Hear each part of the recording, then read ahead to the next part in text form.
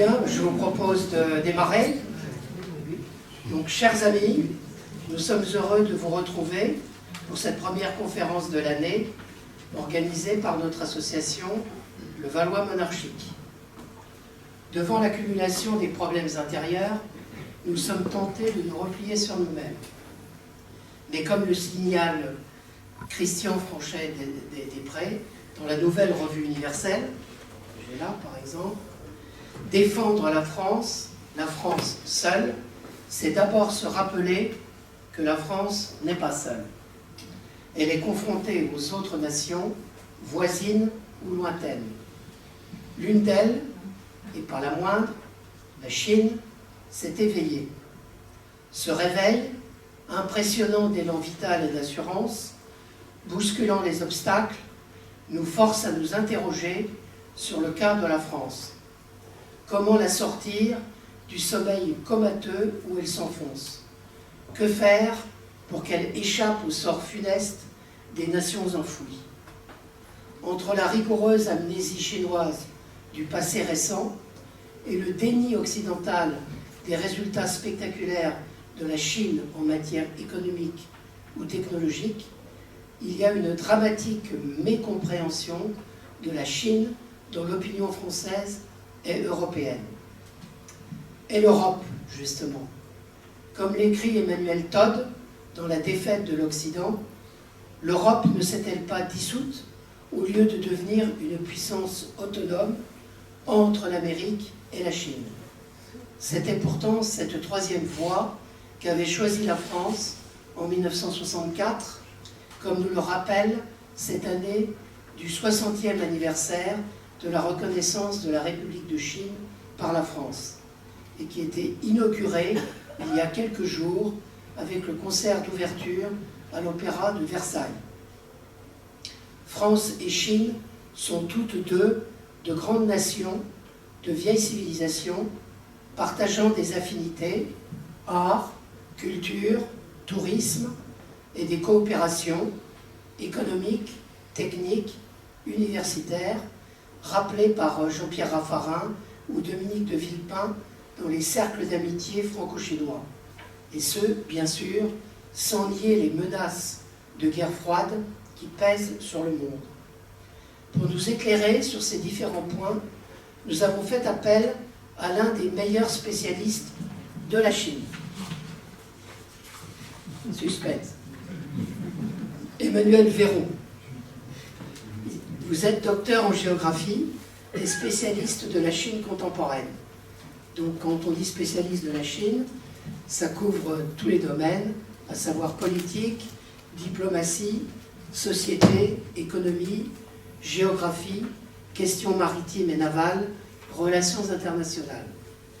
Vous êtes enseignant-chercheur associé à l'INALCO.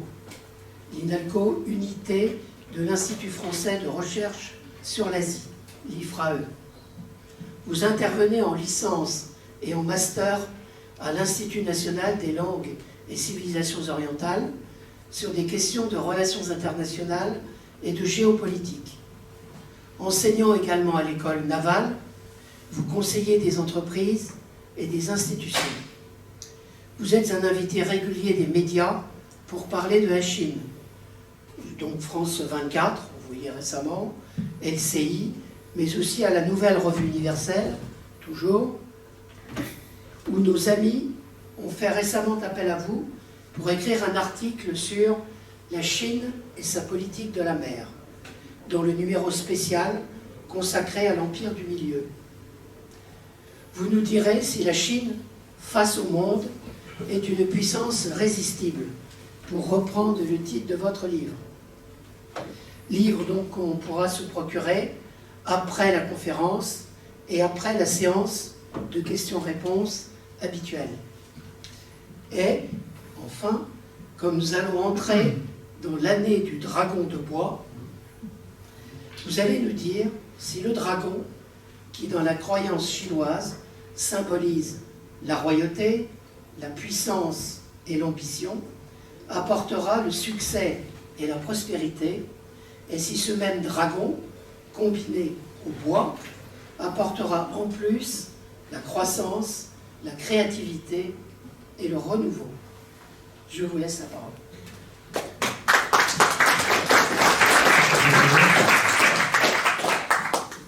Merci beaucoup Bernard pour cette présentation, cette introduction, cette présentation chaleureuse. Je suis absolument ravi, mesdames et messieurs, d'être avec vous ce soir. En particulier ravi d'être à Chantilly pour partager quelques réflexions sur la Chine. En fait, la Chine d'aujourd'hui, la Chine que probablement beaucoup d'entre vous ont pu connaître dans différents contextes, personnels, professionnels, etc. Et d'essayer d'entrevoir un sujet qui fait que la Chine n'est plus tout à fait la même, et notamment depuis la période Covid et la période qui succède, c'est-à-dire ce qui nous concerne, nous, directement. Alors, dans la préparation de la conférence, et je remercie une nouvelle fois très, très vivement et chaleureusement l'organisation de cette soirée, nous avons retenu le titre de La Chine face au monde, pour reprendre pas uniquement l'idée du petit livre que j'ai publié il y a quelques temps. Je suis en train d'en préparer un nouveau qui va sortir très très prochainement, mais pour essayer d'entrevoir effectivement quelle est la trajectoire que prend la Chine et quel est l'avenir que cette trajectoire pourra avoir en lien commun avec nous-mêmes, en Europe, en France, etc. Et donc, ce que je vous propose pour la prochaine heure, donc la Chine face au monde, une puissance résistible. J'ai préparé quelques images pour illustrer mon propos. Vous pouvez suivre au fil de l'eau les petits commentaires ou les images sur les diapositives, mais je m'attarderai sur certaines plus que sur d'autres.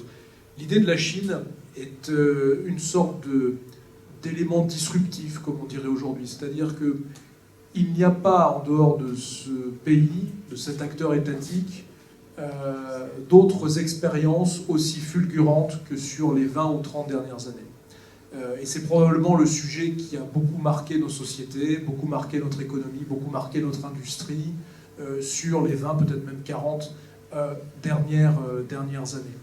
Bref, on a un acteur ici, un acteur étatique qui, dans les années récentes, au sein du système international, au sein de cette communauté internationale, a véritablement fait bouger beaucoup de lignes. Pourquoi ? Parce que la Chine a su remplir le costume d'une puissance militaire, on va y revenir tout à l'heure, très rapidement, d'une puissance technologique, industrielle, d'une puissance culturelle, et Bernard vous l'avez rappelé très justement, sur l'ancienneté, sur l'histoire profonde, très longue, de cet empire qui probablement continue d'être une forme d'empire.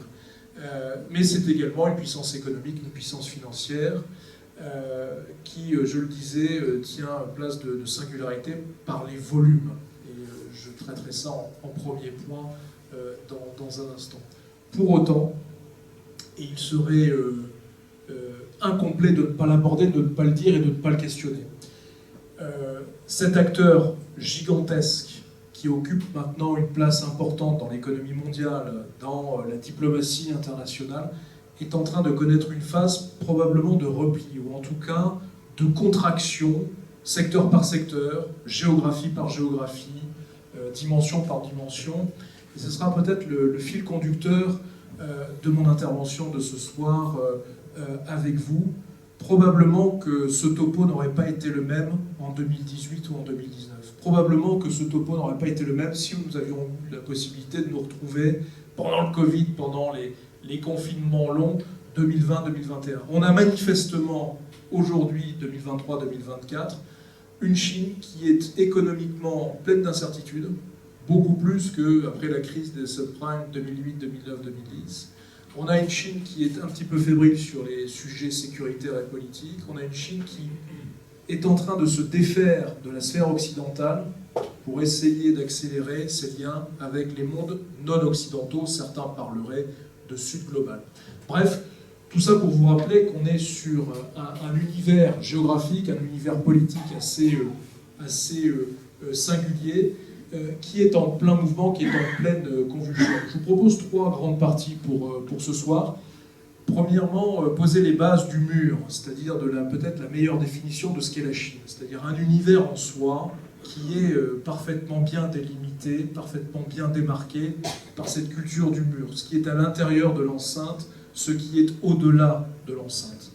Un monde chinois, un monde non chinois. On va essayer d'interviewer tout ça, d'interroger tout ça, et de comprendre ces mécanismes-là. Deuxième temps, c'est de comprendre la dynamique de cette expansion globale et où nous en sommes aujourd'hui sur cette Chine qui se replierait sur elle-même, mais qui continue d'avoir une offensive industrielle, une offensive économique, une offensive diplomatique, presque 360 degrés, presque. Et enfin, pour conclure finalement, on se posera la question de demain, la Chine et nous, demain la guerre, la Chine et nous, est-ce que l'on est en présence d'un État-nation imparfait, impossible, ou plus exactement d'un espace post-impérial qui n'est fait que de réflexes et avec lequel on devra traiter, on devra nous-mêmes nous remettre en question.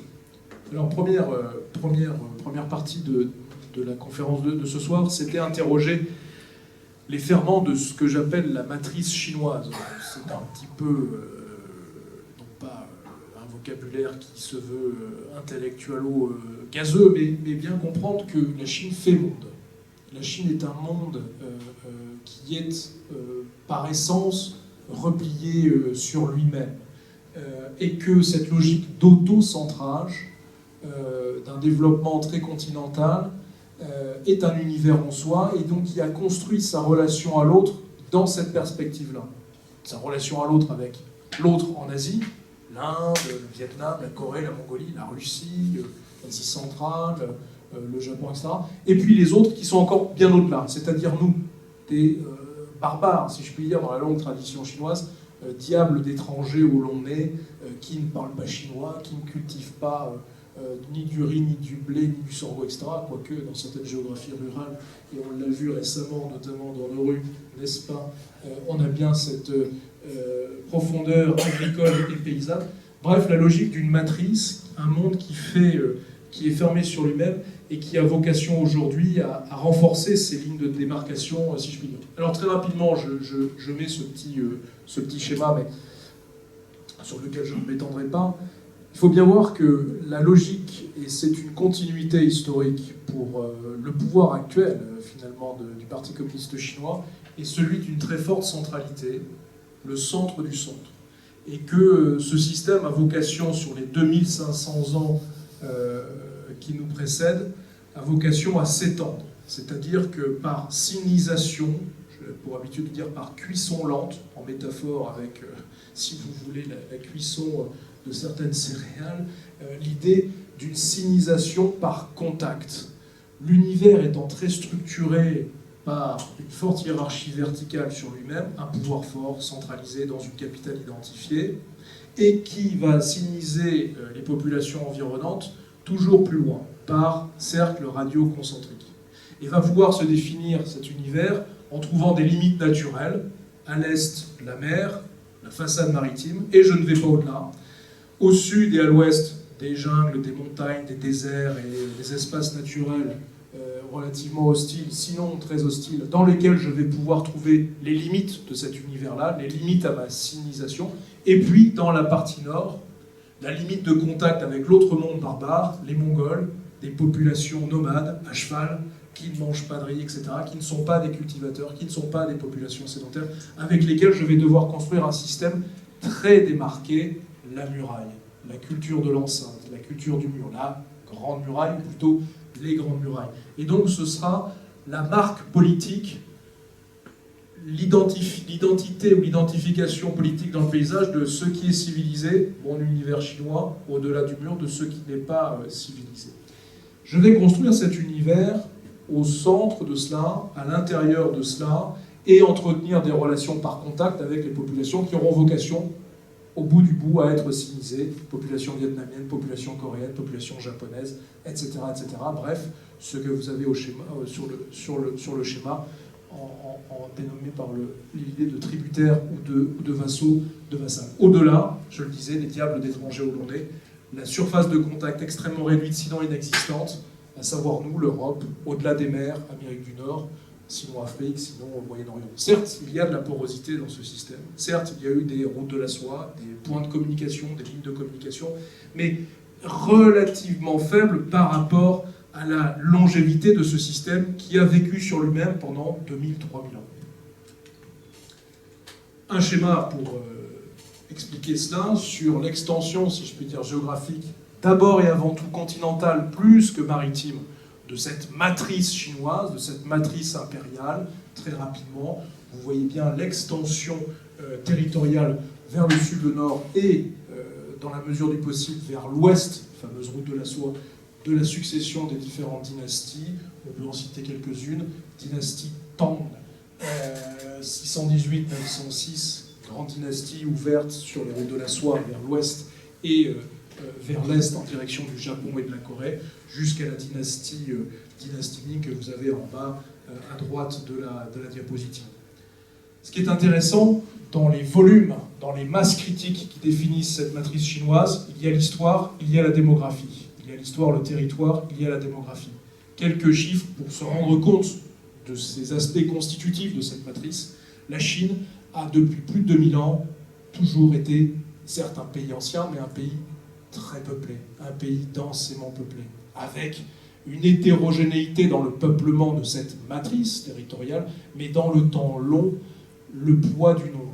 Dans le temps long, la masse démographique, la densité de population qui vient s'adosser aux modalités politiques, qui vient s'adosser aux modalités des agricultures ou des paysanneries, ou en tout cas de la mise en valeur des paysages agricoles tournés vers des céréales, je parlais du riz, du sorgho, du blé en introduction, qui permettent par rétroaction de nourrir une population importante, beaucoup de bras, etc., etc. Et donc on a une collusion forte dans l'organisation politique et l'organisation rurale d'un empire qui est d'abord et avant tout un empire ancien, agrarien.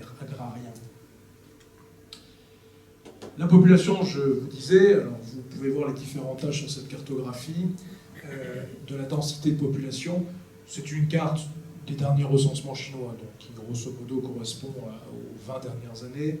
Plus on est dans une géographie qui est très... alors normalement ça apparaît en rouge, pourpre, etc. Plus on est sur des territoires densément peuplés, c'est-à-dire que c'est une Chine Han, le chinois, de basse altitude, de plaine alluviale bien évidemment, relief peu marqué, dans lesquels on va avoir une mise en valeur des paysages et donc une densité économique très forte. À l'opposé, plus vous avez la Chine qui est pâle, si je puis dire, faiblement peuplée, des régions vides, des régions désertes. Et ça a toujours été un sujet finalement dans l'organisation géographique du pays, d'essayer et surtout depuis presque un siècle maintenant, d'essayer non pas de vider cette Chine extrêmement peuplée, densément peuplée, mais en tout cas de répartir de manière un peu plus homogène les populations chinoises en direction de ce grand ouest vide, qui correspond aux régions du Tibet, qui correspond aux régions du Xinjiang, des Ouïghours dont on parle régulièrement dans plusieurs médias. Bref, une Chine qui n'est en fait pas véritablement chinoise. Une Chine, Tibet, Xinjiang, qui a toujours été plus ou moins raccordée à la matrice impériale chinoise Han, mais qui n'a pas toujours été administrée par l'Empire.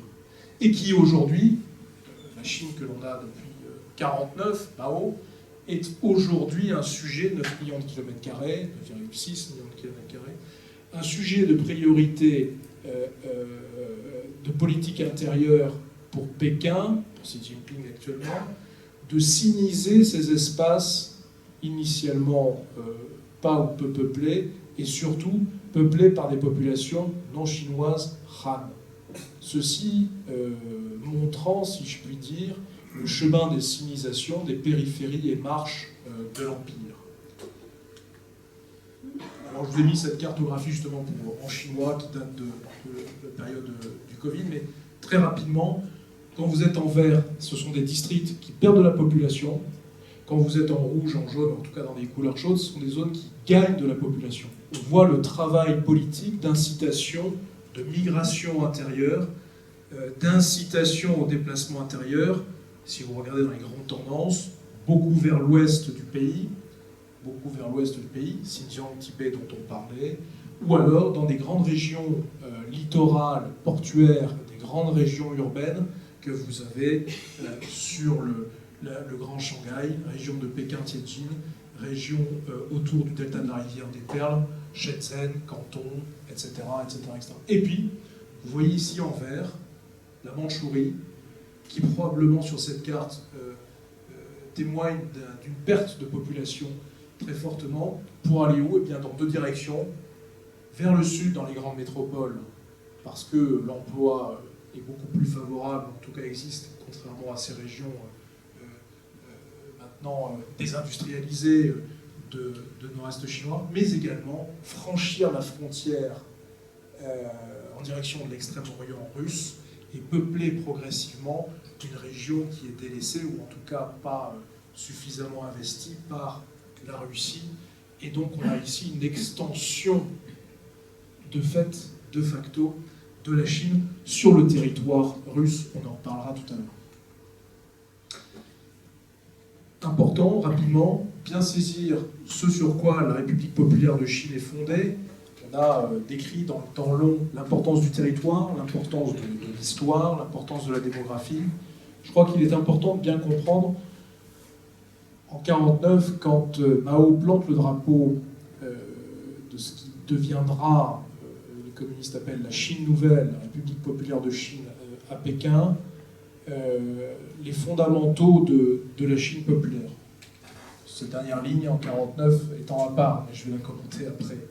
Premièrement, c'est ne pas complètement évacuer le temps long.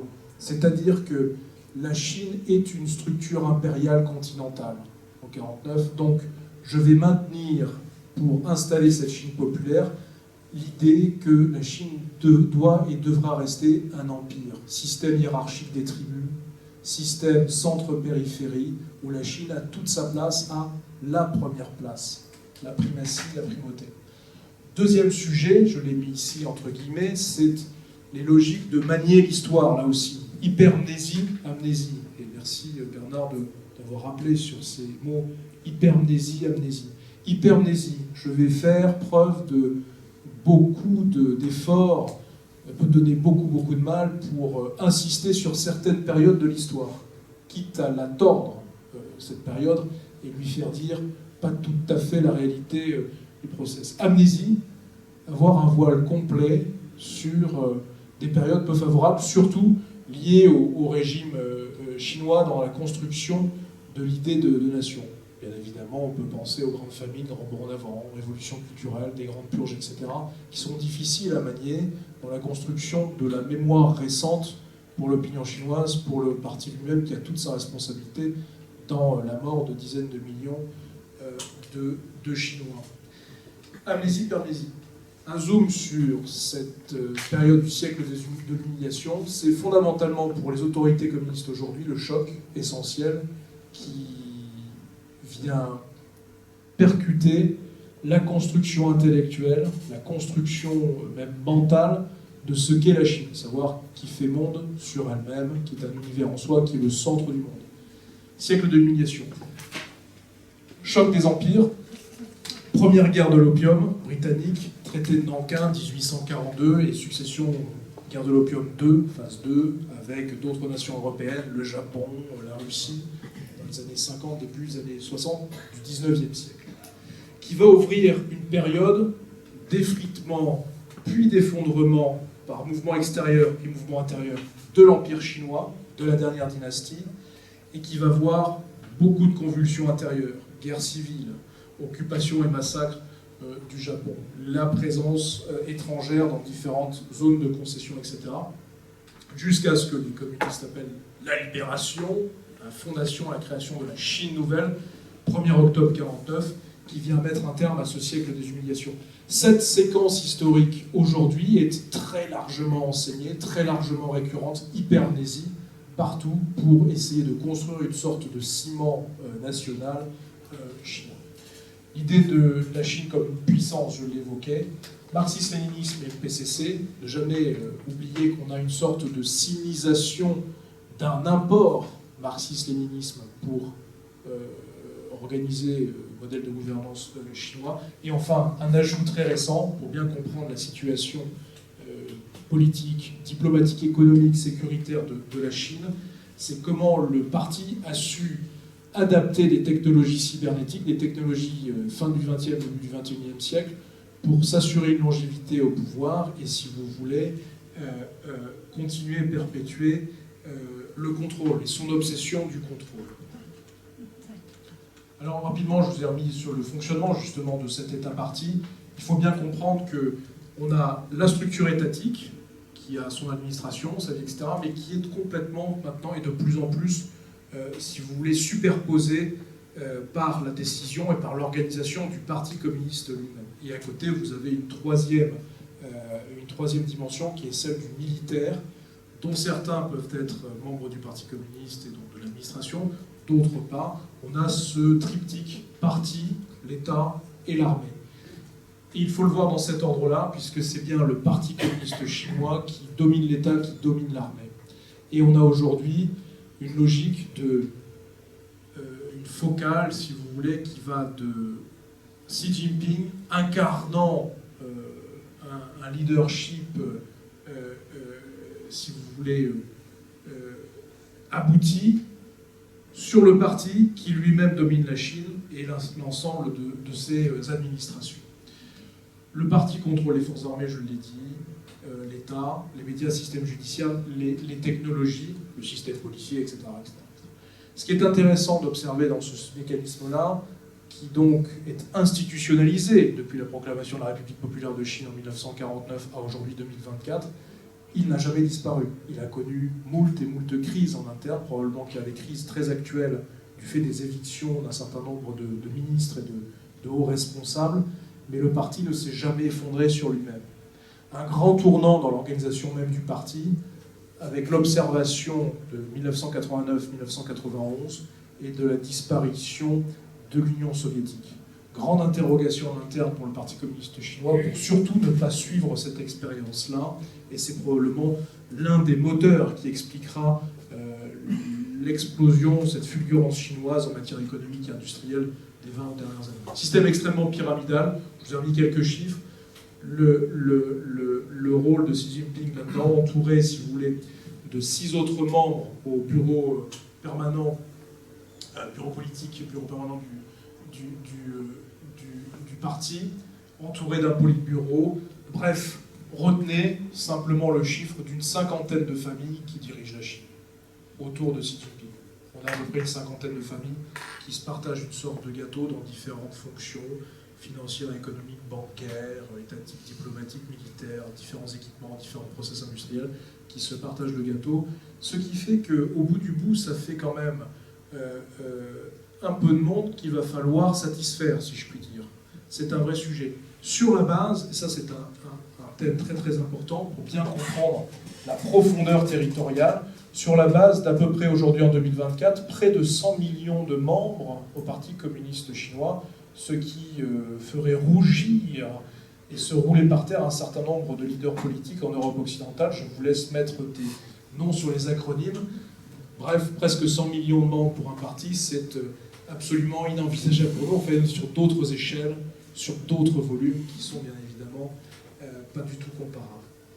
Ce chiffre-là permet un maillage du territoire complet, permet un maillage de l'économie complet, permet un maillage de l'administration complet. On comprend comment le parti fonctionne, comment le parti s'organise, comment le parti domine l'ensemble de cette matrice chinoise. Je vous ai mis quelques images de Xi Jinping.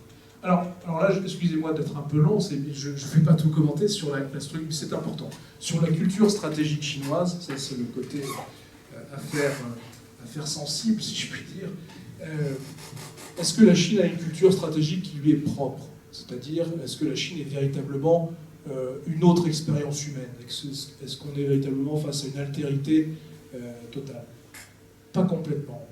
Je pense que c'est une erreur de maintenir l'idée que la Chine est complètement autre chose. Non, ce sont des êtres humains qui ont une trajectoire historique, on l'a dit, qui est assez singulière, très tournée sur eux-mêmes et l'Asie, mais ils ont une très forte capacité d'adaptation et de curiosité, discrète, mais curiosité certaine, pour l'autre. Et en plus de leur corpus suffisamment sophistiqué et profond, de la culture stratégique, de la culture de l'art de la guerre, des stratagèmes, de la culture militaire, de la culture diplomatique, etc., ils se sont considérablement nourris ces 30 ou 40 dernières années des grandes lectures occidentales, des grandes lectures européennes, et dans tous les domaines, des grandes lectures américaines, si vous voulez, ou des grandes lectures japonaises de ces derniers temps. Si bien qu'on a aujourd'hui un système de culture stratégique chinoise qui est un petit peu hybride, qui est tantôt avec une sorte d'aspect très chinois, très sinisé, tantôt une inspiration occidentale, majoritairement, hein, plus que d'autres pays du monde, qui leur permet, si vous voulez, d'avoir la place et la position qu'ils ont aujourd'hui. Ce qui nous en vient à parler de cette sécurisation de la matrice chinoise, des sujets militaires. Vous avez très probablement entendu parler régulièrement. La Chine se militarise, la Chine peut ou va attaquer Taïwan, la Chine est-elle une menace militaire, etc. Je ne répondrai pas directement à toutes ces questions. Les questions sont posées. Quelques éléments que vous avez sous les yeux pour essayer d'explorer ce sujet. Il est évident que sur les 20 ou 30 dernières années, le budget militaire chinois a bénéficié d'une hausse constante, donc d'efforts considérables, pour arriver aujourd'hui à 350 milliards de dollars, 400 milliards de dollars, 350 milliards de dollars en 2023. Petite nuance sur ce chiffre-là. Les Chinois qui ont fait des efforts sur les dernières années de livres blancs, etc., de rendre public leurs efforts militaires, d'expliquer ce qu'ils font, etc., dans le livre blanc, en fait, continuent d'user dans cette culture stratégique de ne pas tout dire et d'être dans une forme allusive, dans des discours indirects. C'est-à-dire que tous les sujets nucléaires ne sont pas compris dans cette enveloppe de 350 milliards en 2023. Et on sait par ailleurs que la Chine prolifère de manière exponentielle, surtout depuis les 5 ou 10 dernières années, avec des projections avec 1000-1500 têtes pour 2030. Ils en ont actuellement à peu près 500, a priori. Ils ne mettent pas non plus des logiques cyber, des logiques dans le programme spatial, qui est extrêmement ambitieux, des logiques dans différents programmes qui seraient a priori soit secrets, sur des programmes navals, des programmes d'armes un petit peu particulières, etc., assez coûteuses d'ailleurs. Mais surtout, ce qui est intéressant d'observer, c'est ce qu'on appelle la parité de pouvoir d'achat, en parallèle et en filigrane de ma diapositive. Payer la solde d'un officier général chinois n'est pas tout à fait du même volume que payer la solde d'un officier général américain. Financer un programme d'un équipement aéroterrestre n'est pas tout à fait le même volume qu'un programme aéroterrestre américain, idem pour des navires, des aéronefs, etc., etc., etc. Ce qui fait que entre la dimension non incluse dans le package 350 milliards de dollars et les questions de parité de pouvoir d'achat, on a un budget militaire chinois qui est considérablement plus élevé que ce qui nous est présenté régulièrement. Donc la Chine se militarise de manière très puissante, très conséquente, et dans tous les domaines. En particulier le nucléaire, en particulier dans le balistique, en particulier sur des logiques de sous-marinade, sous-marin. Des sous-marins nucléaires, je ne rentre pas trop dans les détails, des sous-marins avec d'autres technologies, notamment ce qu'on appelle AIP, bref, anaérobie, ce qui est un autre univers de sous-marins, mais qui est en tout cas l'objet de programmes de sous-marins chinois assez importants. Alors, pour vous synthétiser l'ensemble de ces sujets militaires, comme ça me permettra d'être un peu très clair. Effectivement, on a un budget défense qui est très très très flatteur, malgré la contraction économique de ces dernières années, liée indirectement et directement aux politiques zéro Covid. On a un maintien à la hausse à 7-10% d'une année sur l'autre du budget militaire. Le sujet dissuasion nucléaire est essentiel, dissuasion à côté du domaine balistique. La constitution, ce qu'on appelle une BITD, d'une réelle base industrielle et technologique de défense, enfin, un véritable écosystème d'entreprises chinoises de défense qui permet d'avoir un export, de concurrencer les grands marchands d'armes, etc. Et ça pose la question de l'usage des armes, de l'expérience opérationnelle et de la guerre moderne. C'est-à-dire, est-ce que les Chinois sont-ils prêts? Veulent-ils faire la guerre? Sont-ils capables d'user ces armes, d'utiliser ces armes et de remporter une victoire? Ces questions sont d'autant plus exacerbées depuis février 22, invasion de l'Ukraine par la Russie. On n'a toujours pas d'opérations extérieures clairement identifiables, des opérations de maintien de la paix, oui, avec des contingents relativement réduits en Afrique, pour observer et mieux connaître l'environnement africain, pour mieux connaître l'environnement sécuritaire et insécuritaire d'insurrection au Sahel. pour mieux prendre des méthodes pour les employer au Xinjiang par rapport aux Ouïghours, pour mieux se les familiariser, se les apprivoiser et les utiliser sur le contexte du territoire chinois. Observation en permanence des fronts ukrainiens, de ce qui se passe au Proche et Moyen-Orient depuis le 7 octobre, et la probabilité qui demeure extrêmement forte, probablement que s'il y a quelque chose en matière de guerre moderne, ce sera avant 2030, dans l'environnement immédiat, dans l'environnement régional chinois.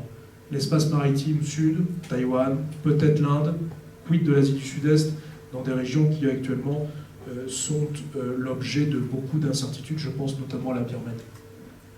Alors j'ai mis une petite, c'est presque une carte postale, vous voyez, c'est simplement un clin d'œil pour vous montrer qu'ils sont en train d'investir et qu'ils ont des programmes militaires sur tous les domaines, dans toutes les armes, dans toutes les armées. Bref, chercher une parité stratégique avec les États-Unis et être la première arme en Asie. Ce qui donne au bout du bout ce que j'appelle une sorte d'auréole frictionnelle, c'est-à-dire un environnement régional chinois, de cette matrice chinoise, de cette matrice post-impériale chinoise, bref, tout autour du mur, que ce soit la grande muraille de sable, mer de Chine méridionale, remontant vers Taïwan, remontant vers l'archipel japonais, la partie nord de la Chine, Asie centrale, et on redescend vers l'Inde, une sorte d'auréole, un environnement régional frictionnel. Regardons, je vous ai mis quelques images, friction régulière de part et d'autre de la frontière sino-indienne. Regardons l'environnement stratégique de la mer de Chine méridionale. Regardons le théâtre très particulier, très singulier, presque à part, si je puis dire, de Taïwan. Regardons la friction et l'environnement frictionnel avec la Corée du Sud, peut-être demain, Japon, pardon, peut-être demain la Corée du Sud.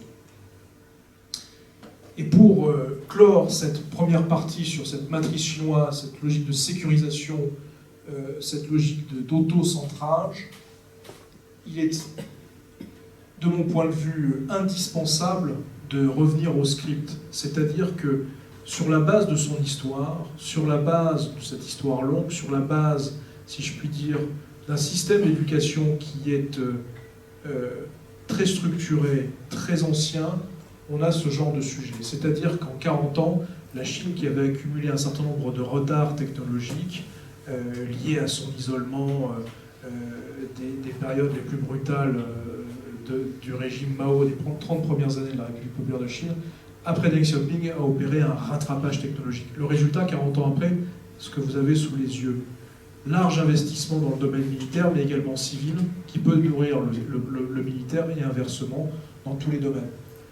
Immense et très ambitieux programme spatial, je ne rentre pas dans les détails.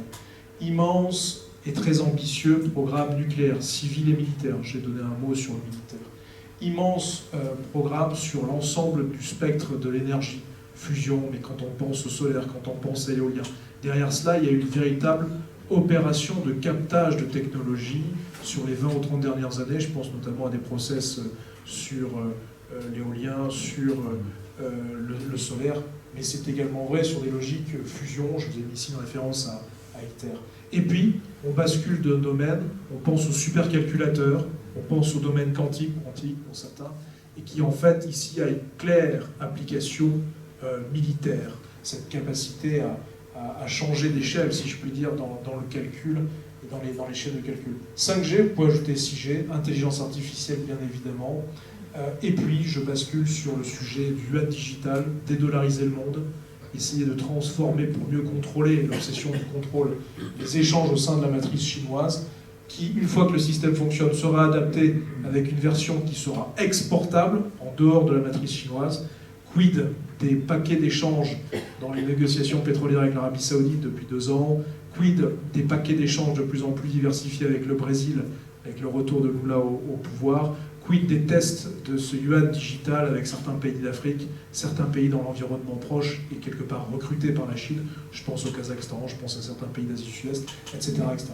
Pour arriver à des technologies de surveillance de masse, l'obsession du contrôle, là aussi de technologies testées, mises en service, algorithmiquement accumulées, si je puis dire, en Chine, et la recherche pour demain d'un mix de ces données, parce qu'un Chinois est un Chinois et qu'on aimerait avoir dans l'algorithme, l'enrichir et avoir une identité non chinoise à cet algorithme, de population européenne, de population indienne, de population américaine, africaine, etc., etc.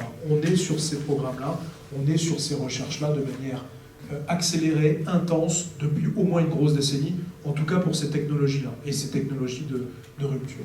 Ce qui m'amène à mon deuxième point que je souhaitais traiter avec vous, c'est interroger ces modalités de l'expansion chinoise. J'aime bien remettre cette réflexion de John Adams, un banque américain. Il existe deux moyens d'asservir un pays, soit par l'épée, soit par la dette. Soit par l'épée, soit par la dette. Et comment la Chine, le parti, finalement, et ses différentes élites, ses différentes ramifications, ont travaillé depuis 3 à 4 décennies à bien comprendre les fonctionnements du monde, ses équilibres, ses déséquilibres, et progressivement prendre une place qui ne pourra plus lui être enlevée, ou en tout cas qui ne pourra plus lui être complètement disputée. Alors quelques éléments rapides sur ça. Il y a une véritable révolution, si je puis dire, dans les affaires stratégiques chinoises, c'est l'arrivée au pouvoir de Deng Xiaoping, fin des années 70, début 80. Et le début de la grande ouverture chinoise, graduelle, progressive, etc., pragmatisme, et je vous renvoie aux 40 dernières années. Mais fondamentalement, le tournant sera après Tiananmen, après la chute du mur et l'implosion de l'Union soviétique. Bref, toute fin des années 80, début des années 90, en parallèle de la guerre du Golfe, bien évidemment, où les milieux stratégiques du régime, les milieux stratégiques des différentes composantes de l'élite chinoise vont observer le monde et se dire on a une fenêtre d'opportunité pour avancer progressivement dans tous les domaines, en plus d'être sur des objectifs de rattrapage de technologie, pour revoir notre politique étrangère, revoir nos priorités stratégiques, revoir nos doctrines d'emploi pour les questions de dissuasion, pour les questions très militaires, très militaro-stratégiques.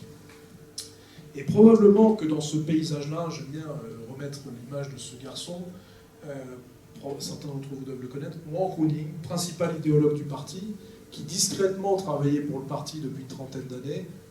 Depuis 2017, il a été intronisé comme immortel auprès de Xi Jinping au comité permanent du bureau politique. Il fait partie des 6 autour de Xi Jinping. Francophile, peut-être, francophone certainement, intellectuel, professeur d'université, idéologue du parti, c'est à lui qu'on doit probablement le grand sujet des nouvelles routes de la soie, 2013. C'est à lui que l'on doit la formulation « le rêve chinois », la renaissance de la Chine. Bref, c'est une sorte d'intello très obscur, shanghaïen, qui aujourd'hui voit le monde et est en train de largement participer à la feuille de route stratégique de la Chine pour lui laisser une place suffisamment importante en effaçant l'Occident, en effaçant la puissance américaine et en essayant d'intensifier les liens avec les sphères non occidentales du système international. Alors, si on résume l'ensemble, je vous ai remis cette petite cartographie, comment a fonctionné le sujet. Eh bien, pareil, par cercle radio-concentrique, c'est-à-dire que la Chine n'abandonne pas, je disais, le temps long, et ne laisse pas, si vous voulez, de côté son objectif géographique immédiat, c'est-à-dire l'Asie. À partir des années 80-90, elle a fait de sa priorité stratégique, qui est encore le cas aujourd'hui, l'univers asiatique, une arrière-cour, en essayant de travailler avec des contacts de ces différentes diasporas, Asie du Sud-Est, Japon, Taïwan, Amérique du Nord, etc., mais surtout Asie du Sud-Est, pour en construire une sorte d'arrière-cour. La question d'une Chine qui est davantage tournée vers la mer, qui jusqu'alors était une puissance très continentale et ignorait la mer, redoutait la mer. Et donc l'idée de se jeter, comme disait Deng Xiaoping, dans la mer des affaires, c'était une analogie entre business et la mondialisation par les routes maritimes, par la maritimisation des activités, eh bien, va se faire dans ces années-là. Pour dire qu'aujourd'hui, on a une façade maritime portuaire chinoise qui est considérable, qui pèse dans les échanges mondiaux. Sur les 20 grands ports dans le monde, vous en trouvez 15, 16, 17 qui sont en Chine, et le reste étant largement en Asie, et quelques-uns en Europe, 1 ou 2, 3, et 1 ou 2 en Amérique du Nord. Donc, ce qui montre que l'insertion de la Chine dans la globalisation se fait par un changement de paradigme d'un pays qui a progressivement, non pas abandonné sa culture très continentale, mais qui a dû apprendre de la mer par l'intermédiaire de ses diasporas, de ses Chinois d'outre-mer, de ses frères chinois d'outre-mer. Deuxième sujet, c'était sur la base du commerce et de l'économie, rappelez-vous de la formulation, à servir par la dette, le renforcement des liens économico-diplomatiques. Et comment je vais recruter un certain nombre d'États, recruter un certain nombre de pays par une forme de séduction de l'économique. Venez investir en Chine, cédez vos technologies, et nous allons pouvoir, après coup, en ayant indigénisé les technologies, pouvoir les proposer à un plus bas coût un peu partout dans le monde. Et on va avoir à partir de cela la création de formes d'arrière-cours technico-commerciales, diplomatico-commerciales en Asie du Sud-Est, de plus en plus vers l'océan Indien, bien évidemment vers l'Asie centrale, et enfin, troisième et dernier volet que j'ai abordé, que j'ai déjà évoqué, de militarisation et de montée en puissance des technologies. Petite carte rapidement pour vous donner cette dimension-là, sur cette projection chinoise des 20 ou 30 dernières années. Rappelez-vous, on pouvait parler à une époque dans l'administration américaine, japonaise ou indienne, de collier de perles, en disant « mais non, vous êtes en train de construire l'image d'une menace chinoise qui n'existe pas, etc. » Cette cartographie-là est aujourd'hui peu ou prou celle de la cartographie des fameuses nouvelles routes de la soie, notamment des routes de la soie portuaires, avec des points d'ancrage, des points de relais logistiques et tactiques, etc., de la géoéconomie chinoise en Asie du Sud-Est, en Asie du Sud, ouvrant sur le Moyen-Orient, la partie Afrique de l'Est, et surtout en direction de l'Europe par la Méditerranée. Pensez au port du Pirée en Grèce, mais on peut penser à Barcelone, on peut penser à Gênes, on peut penser à Marseille, et l'intérêt à demi caché des Chinois pour Marseille. Ce n'est pas encore fait. Mais enfin, les choses sont sur la table.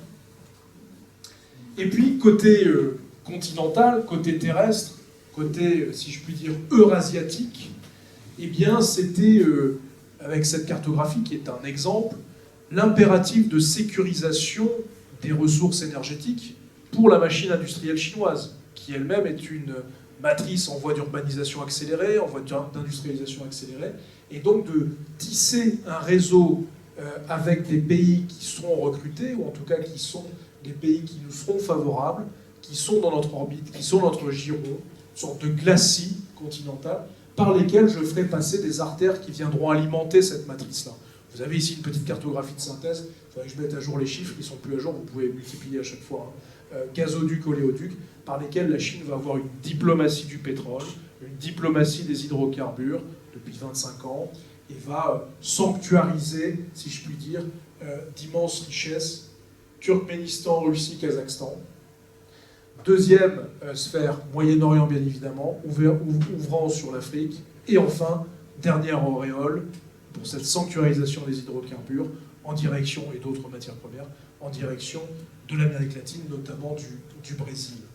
Et vous arrivez aux fameuses routes de la soie, avec la publication ici par un média officiel chinois, de Xinhua, voilà, de l'agence presse officielle du parti de la République populaire de Chine, qui donne une sorte de cartographie un petit peu avec un style un peu enlevé, imprécis, mais qui donnerait l'idée d'une forme de nouveau tissage chinois avec des investissements tous azimuts, par voie de mer, par voie de terre.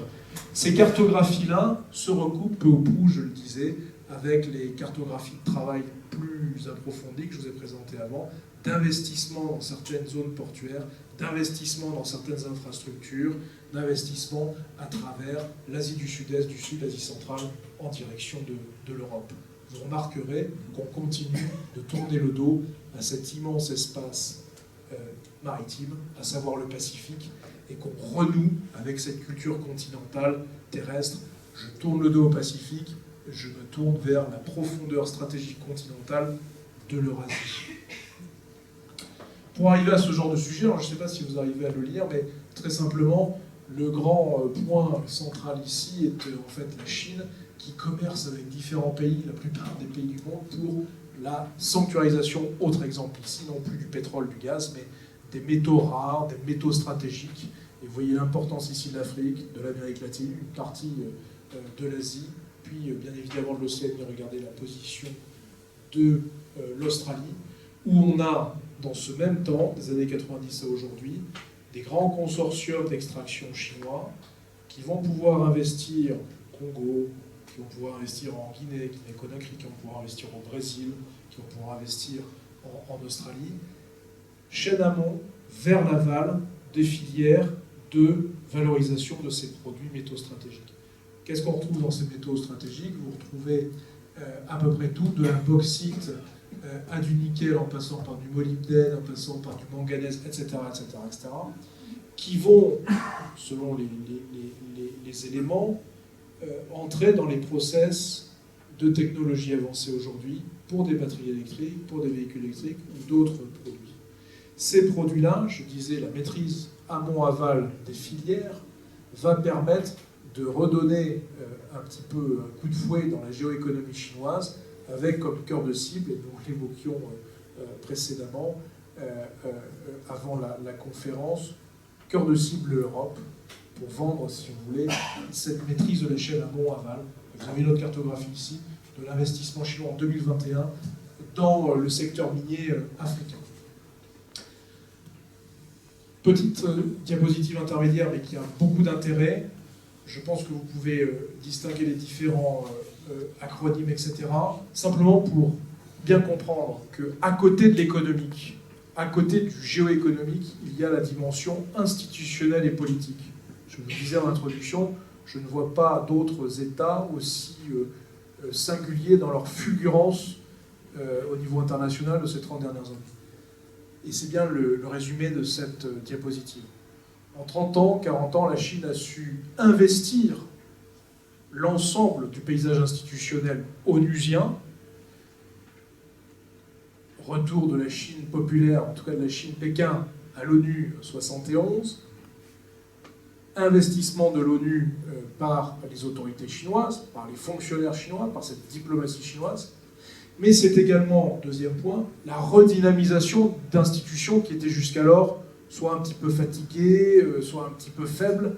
Et puis surtout, et c'est là l'importance de comprendre les intentions cachées chinoises, cette capacité à avoir créé un univers institutionnel global, un univers institutionnel mondial, à côté du système onusien. C'est-à-dire de créer en double, de dédoubler, par sinité, par sinisation, des institutions non onusiennes d'initiative chinoise. Et c'est vrai, alors les BRICS, vous allez me dire, oui, mais vous exagérez, vous avez raison. Mais en tout cas, c'est l'idée du poids de la Chine dans les BRICS. À côté d'un G7, G8, G8 terminé. Mais activité financière, système monétaire, système de change, organisation de coopération de Shanghai, qui est probablement l'exemple le plus abouti dans ces nouvelles organisations internationales. Organisation de coopération de Shanghai, qui naît à la fin des années 90, qui porte le nom Shanghai, dont le siège est à Pékin, qui est une organisation internationale d'initiatives chinoises dans lesquelles la Russie a été associée dans le temps de sa création, mais aussi les républiques d'Asie centrale. Aujourd'hui, l'organisation de coopération de Shanghai admet des pays comme l'Iran, s'interroge sur la Turquie, s'interroge sur le Moyen-Orient. Bref, quand on regarde le club de l'organisation de coopération de Shanghai aujourd'hui, c'est la quasi-totalité des puissances nucléaires non occidentales. Russie, Chine, Inde, Pakistan, Iran. Vous m'excuserez pour l'Iran, je l'avais dans le club des puissances nucléaires. Oui, non, en dessous du seuil, elle est dans une logique de puissance nucléaire. Alors on dirait, pas de Corée du Nord, la Corée du Nord est à part dans cet univers. Cette capacité donc à créer des organisations internationales pour dupliquer le système international d'initiatives chinoises dans lequel Pékin domine, pour mieux neutraliser un ordre international qu'elle finalement refuse, ou en tout cas renie, à savoir, post-1945, largement dominé par la puissance américaine. Pour ce faire, on a deux grandes directives, deux grandes réflexions côté Pékin. Accentuer ses relations avec les pays émergents et en développement, certains diraient aujourd'hui le Sud global, pour véritablement constituer un levier contre-occidental, donc un levier contre nous-mêmes, un levier contre la puissance américaine, avec 3 ou 4 grandes dynamiques. Sécurisation des matières premières, ça c'est évident, je vais donner quelques exemples avec l'Afrique ou le Brésil. Continuer d'étouffer Taïwan, aujourd'hui on est à 11 ou 12 pays reconnaissant Taïwan comme étant la Chine, avec aucune portance diplomatique pour ces 11 ou 12 pays, non pas qu'il ne soit rien que ce soit des petits pays, mais l'envergure du Paraguay, l'envergure de Tuvalu, qui va probablement très prochainement basculer côté Pékin, est assez faible diplomatiquement dans les affaires globales. Seul pays qui a une sorte de surface élargie en matière diplomatique est le Vatican, qui continue de reconnaître Taïwan. C'est intéressant dans ces négociations avec Pékin, notamment pour essayer d'installer un paysage que le Vatican contrôlerait, ou en tout cas qui serait d'essence vaticaine. Et enfin, dernier sujet, la sécurisation des matières premières. L'idée très politique, c'est en premier, pardon, de continuer d'être dans une aura post-Bandung, post-tiers-mondiste, c'est-à-dire que d'un point de vue pékinois, la guerre froide dans ces domaines-là n'a pas complètement disparu. Et je vais continuer de créer des liens particuliers avec l'Afrique pour l'utiliser comme ce que Mao appelait la ligne extérieure, comme levier contre la puissance américaine ou contre l'Occident. Alors, je vous ai rapidement mis cette petite diapositive qui nous permet de voir un peu cette géographie, très rapidement, la géostratégie des priorités chinoises. On a à la fois la dimension très régionale, radioconcentrique, mais aussi réticulaire par réseau dans le recrutement des États, c'est-à-dire que tout ce qui n'est pas dans l'environnement immédiat de la Chine, mais pourrait faire l'objet d'une fenêtre stratégique d'opportunité, eh bien on va largement l'investir. C'est le cas notamment du Brésil, très concrètement. C'est probablement le cas de pays comme le Pérou. On attend d'ailleurs prochainement une visite de Xi Jinping, c'est pas rien, au Pérou dans les prochains jours, aux prochaines semaines. C'est le cas de l'Argentine jusqu'à l'élection de l'actuel Javier Milei, c'est le cas du Chili, etc., qui ne sont pas dans l'environnement immédiat de la Chine. Ça a été le cas, et probablement encore le cas, de certains pays européens, et quand je dis pays européens, pays membres de l'Union européenne. Et puis, à côté de ces univers non occidentaux, émergents et en développement, il y a nous, il y a l'Occident, il y a l'Union européenne, le Japon, les États-Unis ou le marché nord-américain. Je crois qu'on a un sujet qui est très très fort pour l'Europe, qui est celui qui est exacerbé depuis au moins 18 mois ou 2 ans, d'action diplomatique chinoise pour essayer de défaire les liens transatlantiques. Ça, c'est assez intéressant à observer, comment les autorités chinoises se donnent beaucoup de mal pour essayer de défaire ce genre de sujet. À l'heure actuelle, je ne vois pas de politique claire de l'Union européenne vis-à-vis du sujet. Il y a une sorte de réveil, une sorte de nouvelle posture, d'adaptation, de mesures, de contre-mesures, etc., notamment sur des sujets industriels, sur des sujets économiques. Mais quand on regarde dans le fond, il est intéressant, je donnais l'exemple de l'industrie automobile chinoise, d'observer sa feuille de route pour les 5 prochaines années. Notamment, vous prenez une grande compagnie chinoise comme BYD, qui est vraiment d'essence chinoise, prenez des compagnies qui, hier, n'étaient pas chinoises, mais ont été rattrapées, phagocytées par des consortiums chinois et donc sont devenues chinoises, et qui regardent l'Europe, 500, 450, 500 millions de consommateurs, comme étant un marché extrêmement porteur, alors même que le marché nord-américain est de plus en plus compliqué, notamment sur ces secteurs industriels-là, et chose qui s'est là aussi exacerbée, renforcée depuis l'administration Trump, il y a quelques années maintenant. Donc on va être dans des logiques très prochainement d'accentuation des asymétries bilatérales, France-Chine. Que pèse-t-on finalement par rapport à la Chine? L'asymétrie, et donc on va voir une forme d'exacerbation de ces postures-là.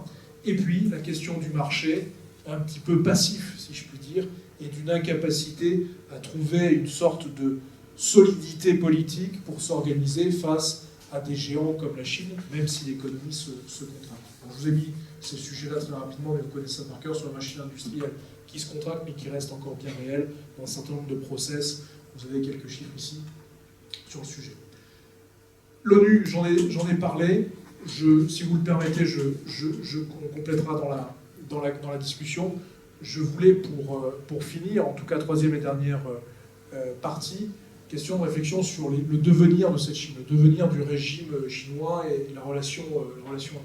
Je l'ai repris parce qu'il est revenu au goût du jour, Simon Leys, brillant sinologue, hein, qui a été pendant longtemps par les maoïstes sali, on l'a couvert de boue, pauvre garçon, alors que c'était probablement le plus brillant de sa génération.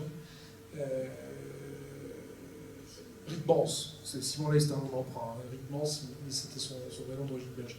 la Chine est tout simplement l'autre pôle de l'expérience humaine. La formulation est assez intéressante. C'est-à-dire que malgré la modernité, malgré l'insertion de la Chine dans la globalisation, la Chine demeure la Chine. C'est-à-dire qu'il y a une grande difficulté, si vous voulez, à imaginer que la Chine va se dissoudre ou se diluer dans les logiques globales. Extrêmement compliqué. Et probablement que, au-delà du Parti communiste chinois, l'identité culturelle chinoise, assez diffuse en fait, assez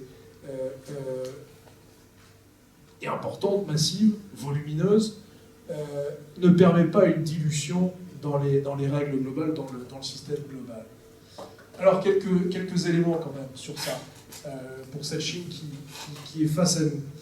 Un certain nombre de sujets que je vous ai mis ici, mais retenons simplement les quelques fragilités internes bien structurantes. Vieillissement de la population chinoise. C'est un vrai et grand sujet. Pourquoi ? Parce que perte de productivité et une pyramide des âges qui va s'épaissir plutôt vers le haut. Ce qui donne pour les autorités un sujet sociétal à gérer. Retraite, on en parle souvent dans nos sociétés, on est sur un autre univers. Encadrement gériatrique, gérontologique. Question d'adaptation de la vie au quotidien, etc., dans l'espace public, des logements, de l'activité. Mais on en revient à la réalité chinoise. Inertie démographique, c'est-à-dire que 1,3 milliard de Chinois qui sont en train de vieillir, certes, mais ça reste 1,3 milliard de Chinois. Cet effet d'inertie me ferait dire que c'est un sujet de fragilité, mais que la Chine ne va pas s'effondrer demain matin. C'est certes un sujet de fragilité, la Chine ne s'effondrera pas demain matin. À côté de ça, la natalité, complètement effondrée. 2023, dans la continuité depuis le début du Covid, 2020-2023, on est à peu près à 8-9 millions de naissances par an. Avant Covid, on était au double. Donc effondrement du nombre de mariages, effondrement du nombre de naissances, malgré des politiques d'État, national, central, d'incitation à un nouveau format familial, où hier, enfant unique, on passe aujourd'hui à une incitation à avoir 2 ou 3 enfants par femme. Malgré cela, des aides, relativement peu étendues en fait, le vieillissement va s'accentuer et la natalité va continuer d'être très très faible. Donc on va avoir des effets générationnels qui se cumulent, vous l'avez noté ces derniers jours, parce que ça a été crise de l'immobilier, en fait, endettement de l'immobilier, et donc en fait les différentes dettes dont on parle peut-être moins. Endettement de l'immobilier, la seule société Evergrande qui a beaucoup œuvré au lendemain de la crise des subprimes avec des capitaux réinjectés par l'État pour construire d'immenses parcs immobiliers qui en fait ne servent à rien, certains sont détruits, etc. Aujourd'hui, partout en Chine, plus de 200-300 projets répartis dans toute la Chine, donc c'est à l'échelle de la Chine, c'est gigantesque.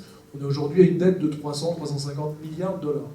Et ça, c'est un seul groupe. Il y a un autre groupe dont on parlera prochainement dans la presse qui s'appelle Huarong, peu importe le nom, où on est sur des formats similaires. Dette de l'immobilier, dette privée colossale, dette publique, endettement des municipalités, endettement des provinces, endettement des districts. On est autour de 12, 13, peut-être 14 000 milliards de dollars de dettes. Donc on est sur des sujets extrêmement lourds, extrêmement forts. Chômage, shadow banking, on l'a rapidement évoqué.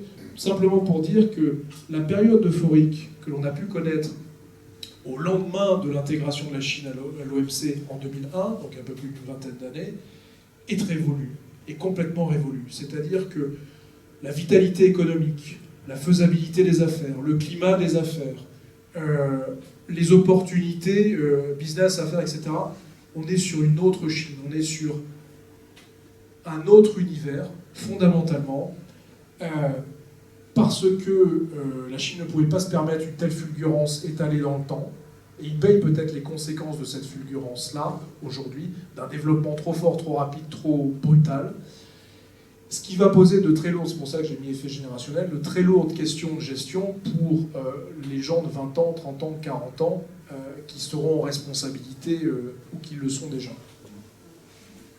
Ça, j'ai déjà évoqué, mais on peut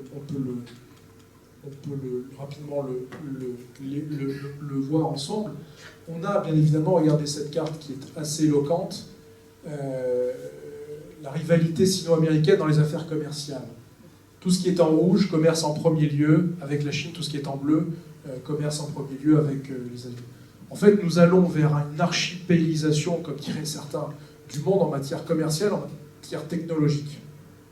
Et la logique, depuis Pékin, qui observe ça de très très près, est de continuer cette archipélisation-là. La volonté à demi cachée est celle d'un isolement accéléré, d'abord de la puissance américaine, les États-Unis, du marché nord-américain, Canada et États-Unis, et progressivement pour les asphyxier, pour qu'ils se replient sur eux-mêmes. Et que la Chine, elle, malgré le renforcement de sa matrice et de son dispositif régional, continue d'avoir des branches d'accès, des branches d'approvisionnement, des branches de commerce avec les mondes non occidentaux et avec l'Europe autant que faire se peut. L'archipélisation du monde sera vraie en matière technologique, je le disais, en matière économique, mais également en matière de normes et standards. On le voit aujourd'hui sur les votes à l'Assemblée générale des Nations Unies, question ukrainienne par rapport à l'ensemble de la cartographie que vous avez sous les yeux. On a une superposition de plus en plus nette entre des sujets diplomatico-politiques et des sujets technico-commerciaux. Quand je dis technico-commerciaux, c'est pour les questions des normes et standards. Est-ce que vous, pays, vous allez arbitrer pour une 5G, une 6G chinoise, Huawei, ou est-ce que vous serez sur un portage d'une technologie américaine? On est vraiment sur ces sujets-là. Et que demain, et nous continuerons, si on n'a pas des postures tout de suite maintenant de réflexe, d'organisation, d'être pris dans un étau entre deux formes d'extraterritorialité, bref, entre deux formes de compétition de grande puissance qui cherchent le leadership pour les années 2030-2040. Et quand je parlais de deux formes d'extraterritorialité, l'américaine est parfaitement huilée, puisqu'on la connaît intimement et en détail. Les Chinois s'inspirent et s'intéressent beaucoup à ces sujets-là, sont en train de développer ses propres mécanismes à la chinoise pour les imposer en matière commerciale à l'international. Question de Taïwan, très brièvement, est redevenue, ou en tout cas est devenue plus exactement, un sujet central dans les affaires mondiales. Question de Taïwan sur est-ce que la Chine envahira Taïwan ou pas à l'usage de la force. Le scénario reste plausible. Probablement que les autorités chinoises, tout en brandissant une forme de menace militaire, en s'armant, en se militarisant, privilégieront une forme d'étouffement, de blocus, renouer avec la culture stratégique chinoise de l'allusif, de l'indirect, c'est-à-dire de jouer le temps, d'instrumentaliser le temps et d'attendre le prochain mandat présidentiel taïwanais, c'est-à-dire dans 4 ans, donc 2028, et de progressivement mettre, si vous voulez, de conforter au pouvoir un parti qui lui est davantage favorable, c'est le retournement de l'histoire, à savoir le Kuomintang, le parti nationaliste. Maire de Chine méridionale, dans l'environnement conflictuel que je décrivais au début de la conférence, demeure un vrai sujet, puisqu'on a une militarisation des espaces maritimes. Est-ce que l'on aura, comme pour Taïwan, en cas de dérapage, en cas d'escalade, une intervention militaire occidentale, française, américaine, etc. On se pose la question. Pour nous, c'est simplement une question de moyens, plus que de politique. Je vous laisse mettre en avant des éléments de réponse sur nos moyens. Je vais passer ça. Et puis, cette question Djibouti, pour nous, politique africaine de la France, présence française à Djibouti, historique, c'est un sujet essentiel. Est-ce que la présence chinoise d'une base à Djibouti est un précédent? Est-ce qu'il y en a probablement qu'on aura, non pas à l'échelle de Djibouti, mais dans des versions déclinées, la possibilité dans les prochaines années, voire prochains mois, de nouveaux points d'appui très structurés, très militaires, chinois, Moyen-Orient ou en Asie.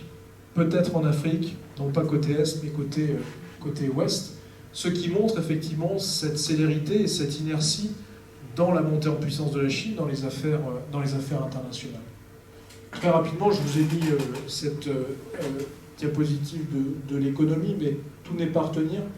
Quelques images sur l'endettement des provinces chinoises et la baisse dans la productivité, tout simplement pour rappeler que la Chine n'a plus le luxe d'investir et d'avoir une répartition de ses moyens financiers sur un peu tous les domaines.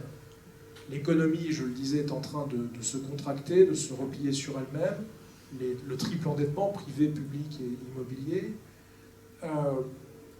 Perte de confiance dans le marché des investisseurs, un effondrement des investissements étrangers en 2023 qui est probablement durable.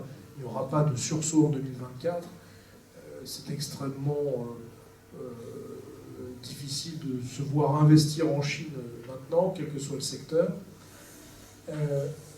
Et donc la Chine, qui mesure bien évidemment ces sujets-là, va essayer de regagner en attractivité, mais surtout d'accentuer un certain nombre de programmes en interne et d'accentuer des domaines technologiques dans lesquels ils sont déjà performants. Je vous donne simplement un exemple pour synthétiser cette slide, cette diapo.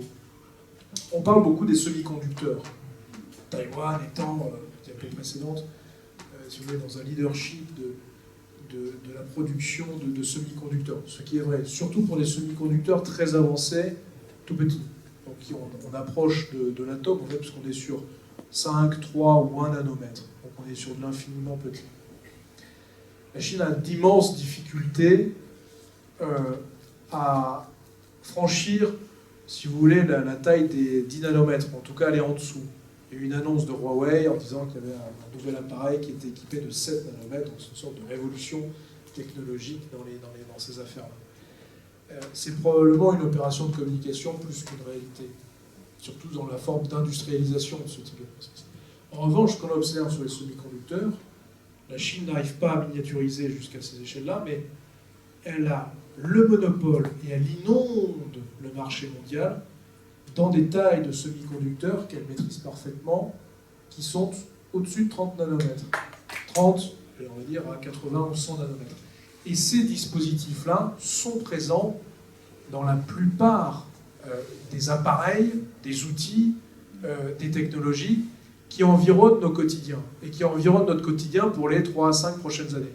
Automobiles, appareils médicaux hospitaliers, certains téléphones, dans les aéronefs, etc., etc., etc. Qu'est-ce que ça veut dire? Qu'en matière de technologie extrêmement fine, la Chine n'a pas encore la capacité, parce qu'il y a les effets Trump et post-Trump, de sanctions, de difficultés à la Chine à innover, elle continue de copier plus que d'innover, mais de très largement investir le marché mondial des semi-conducteurs que les autres ont abandonné en cherchant une sorte de super qualité d'infiniment petit.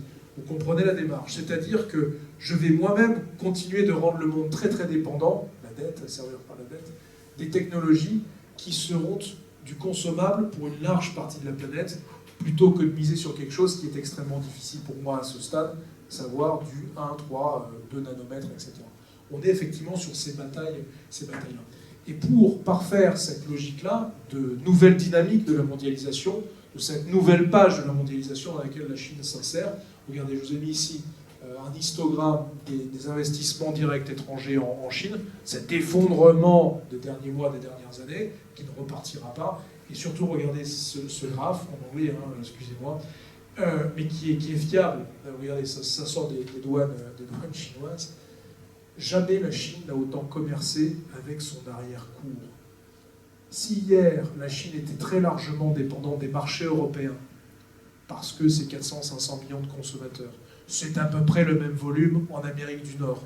L'archipélisation du monde. Certes, il y a de l'inertie là aussi. La Chine continue de commercer avec l'Europe parce qu'on en a besoin, parce qu'on continue de consommer ce type d'appareil qui continue très largement à être assemblé en Chine, etc.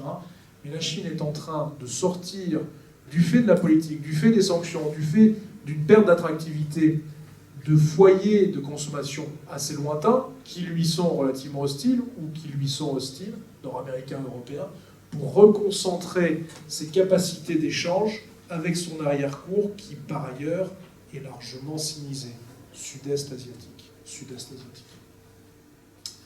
Ce qui nous donne en conclusion, très rapidement, si vous le permettez, ce type de sujet. On a cette nouvelle page de la Chine qui s'est ouverte et qui s'est accélérée avec la période de Covid entre 2020 et maintenant. où si hier on avait la possibilité d'aller en Chine pour différentes affaires, aujourd'hui ce n'est plus du tout le cas, indépendamment des négociations bilatérales, notamment dans le cadre des relations soixantenaires, des relations avec la Chine, on a en dessous de 15 jours la possibilité de séjourner sans visa. Dans le temps long, on a une logique de repli sur soi et dans la double dynamique d'expansion vers des mondes non occidentaux. Ça, je suis un petit peu récurrent et redondant sur ce sujet, mais je souhaitais vous faire passer ce message-là. Ce qui donne pour nous-mêmes, en Europe, en France, une grande interrogation dans la construction de la relation qu'on a avec une Chine qui, économiquement, n'est plus aussi péchue que par le passé, qui politiquement s'interroge sur elle-même parce que eh bien, Xi Jinping, après plus d'une dizaine d'années au pouvoir, se projette pour une durée illimitée, fait probablement face en interne, au sein du paysage politique du régime, à des oppositions, parce que les choix politiques d'arrêter l'économie, de confiner la population, de perdre l'attractivité de son image à l'international, eh bien, peut-être qu'un certain nombre de personnes lui en feront des reproches, ou en tout cas, il aurait imaginé d'autres méthodes, d'autres méthodologies. Ce qui nous donne, si vous voulez, un environnement très prochain où Xi Jinping doit se rendre en France, probablement en avril, probablement après. C'est plus son agenda que notre agenda d'ailleurs, dans la décision finale. Je pense une logique qui est où on doit complètement abandonner toutes les formes de béatitude qu'on a pu avoir, de côté européen, côté français. Toutes les formes de naïveté possibles et imaginables. Et regarder le pays tel qu'il est, c'est-à-dire la Chine telle qu'elle est. Un régime qui est là depuis 1949, qui a l'histoire que l'on connaît, qui est né dans la paranoïa, dans la clandestinité, où un Xi Jinping n'est pas éternel. Et que si la Chine, je terminerai là-dessus, on a pour habitude de parler d'une Chine éternelle, lui, le Parti communiste, ne l'est pas. Merci beaucoup.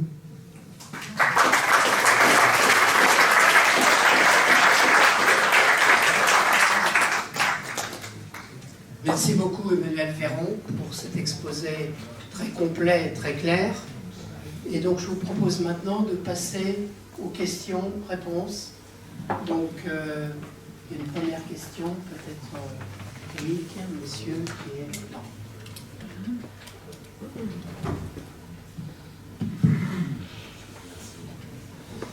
Merci pour cet exposé extrêmement riche.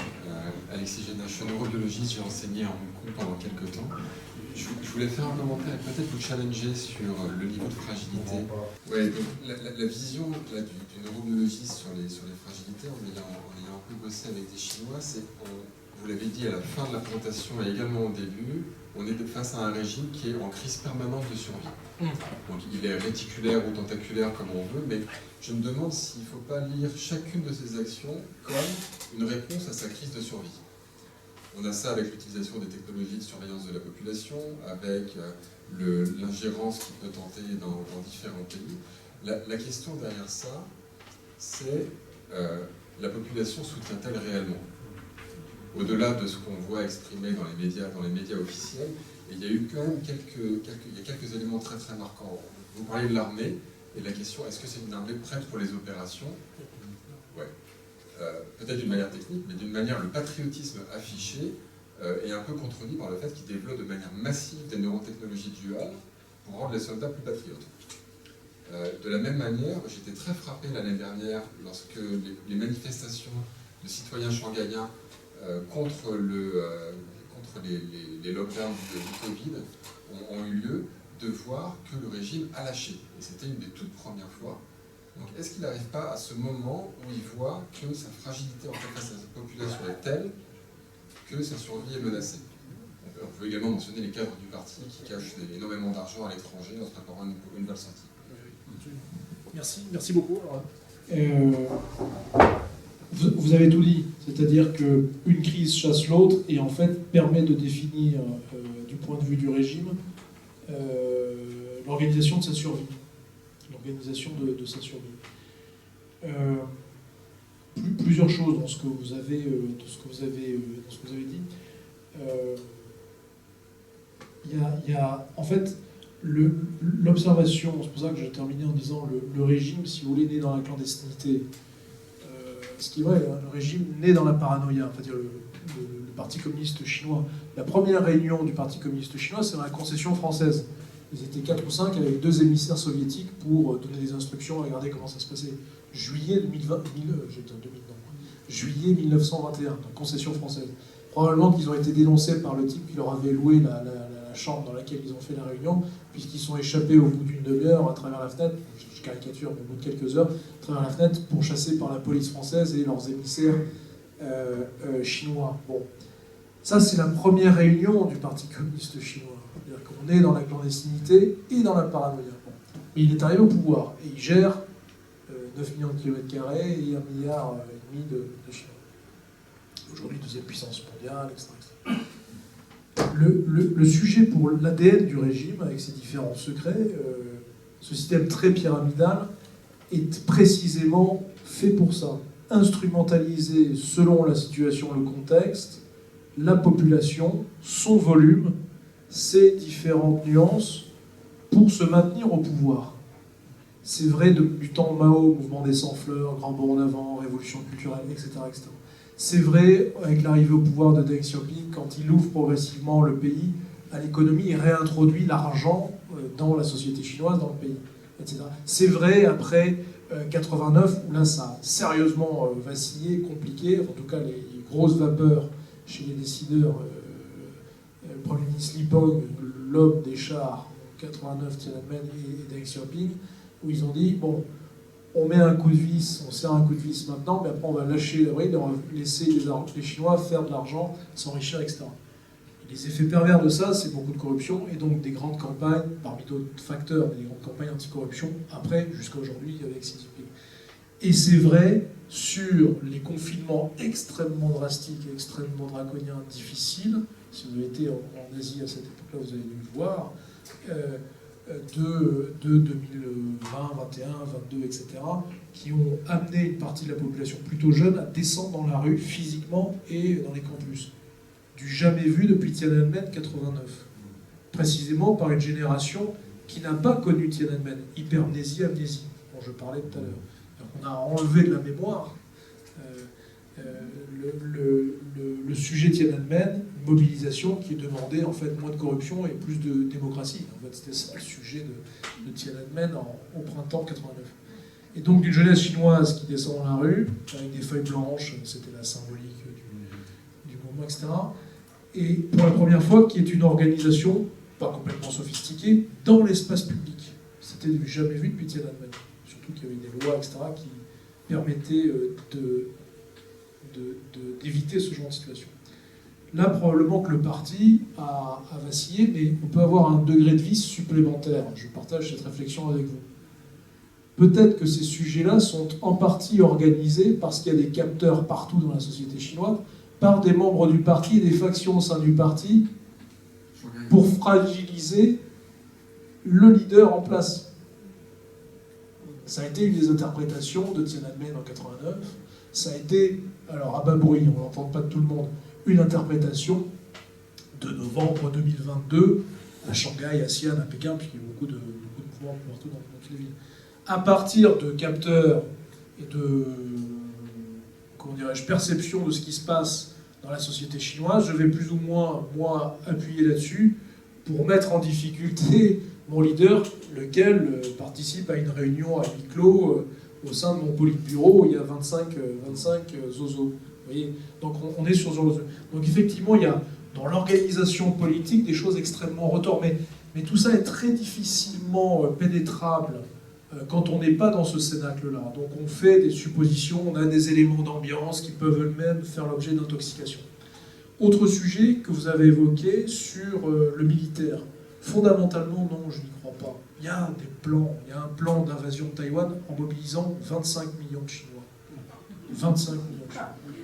Vous pouvez trouver ça en ligne, hein, c'est 25 millions de Chinois. Pourquoi ? Parce que les Taïwanais sont 23-24 millions, donc on a un chiffre qui est au-dessus, très bien. Mais surtout, c'est que en matière d'organisation logistique militaire, c'est nettement au-dessus d'une capacité américaine, japonaise, etc., et des forces taïwanaises, pour quelques autres composantes, françaises, pas rien du tout, australiennes, etc., qui viendraient dans le cadre d'un usage de la force pour protéger Taïwan. Donc on a un volume démographique nettement au-dessus. Pourquoi je n'y crois pas à ces logiques de combat? Parce que la population chinoise, qui certes évolue dans un régime extrêmement dur, n'a pas l'expérience du combat, a une culture et une mémoire de la guerre qui commence à être un petit peu lointaine, et les générations d'aujourd'hui, très urbanisées, dans le process effet générationnel, dans le process pas industriel, mais industriel chinois, urbain chinois depuis 30 ou 40 ans, ça sera extrêmement compliqué de les défaire de leurs habitudes quotidiennes pour tenir une position sur un navire ou sur une plage de débarquement à Hsinchu, à Taipei ou je ne sais où, en face de la Chine continentale, en face de la Chine populaire. D'où, et là aussi c'est la culture stratégique chinoise, de l'indirect, de l'allusif, de faire des sortes de cyber-soldats ou des soldats augmentés, ou de travailler sur des armes biologiques, ou de travailler sur des armes viraux. Alors là, on ne tombe non pas dans le complotisme, sinon on va se faire taper dessus à coups de grands bâtons, mais on est sur ces dispositifs-là. C'est-à-dire que la culture stratégique chinoise, ils savent pertinemment qu'ils sont une masse humaine qui fait objet de dissuasion d'ailleurs, parce que c'est extrêmement lourd et volumineux. Mais que mobiliser des gens, ça a un coût, c'est compliqué, et surtout les tenir dans la durée face à un contexte stratégique difficile, compliqué. Taïwan, c'est difficile, c'est compliqué. 150 km de mer, une île montagneuse, des garanties de sécurité américaines, etc., etc., etc. Il y a un facteur très compliqué, c'est pas la continuité territoriale, la frontière russo-ukrainienne.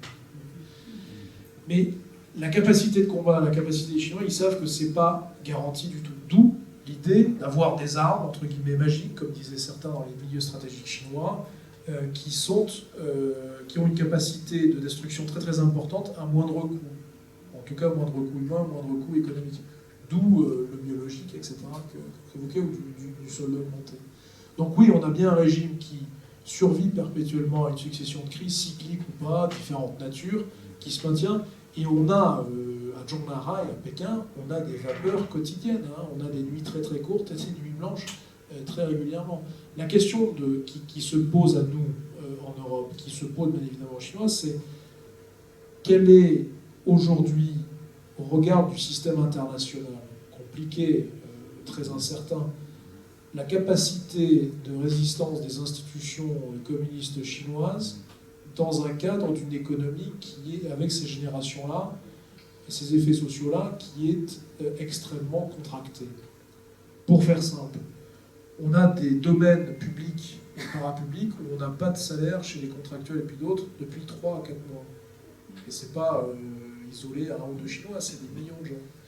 On a, entre 2020 et 2023, des millions de TPE, les PME, mais gardez le P dans PME, qui ont mis la clé sous la porte, etc., etc. Donc il y a un climat qui est extrêmement défavorable. J'insiste, ça ne veut pas dire que la Chine va s'effondrer demain matin, mais face à la sédimentation de ces problématiques structurelles, conjoncturelles, quelle est la marge de manœuvre maintenant du régime? Donc immense défi, peut-être plus compliqué encore que par le passé, pour tenir dans la durée.